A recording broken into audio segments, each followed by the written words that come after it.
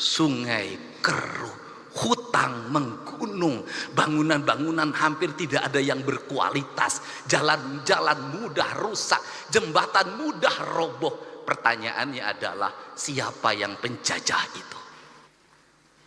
Ini kesadaran, mungkin tidak layak diomongin sama gubernur, tapi saya mewakili hati nurani saya yang selalu ingin saya ungkapkan dimanapun. Kenapa? Ini problem bangsa, Pak. Dan kebiasaan kita ini adalah ketika bencana kita ribut melakukan perbaikan, tapi nanti ketika sudah musim kemarau lagi lupa lagi, berbuat lagi. Kenapa saya ngomong begini? Saya punya hitungan ekonomi.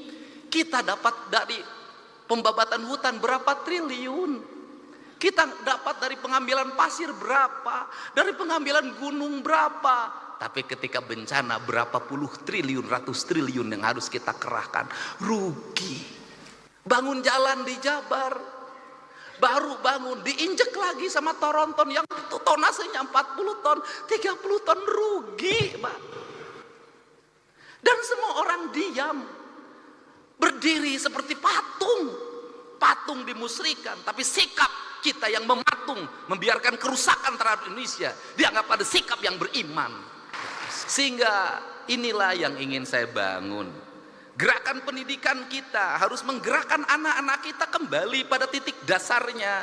Dia adalah manusia Indonesia yang mencintai tanahnya. Problem anak-anak kita hari ini apa? Dia tidak mengenal tanahnya. Kenapa tidak mengenal tanah? Sejak lahir kakinya tidak pernah menginjak bumi. Pakai sendal, di sepatu, tidak pernah berlari di pematang sawah, tidak pernah berenang di sungai, tidak pernah dia berlari menuju gunung. Dia menghabiskan waktu dalam setiap hari hanya dengan gadget. Dia mengenal ikan di gadget, dia mengenal padi di gadget. Dan setelah itu negara lain mengintip kita.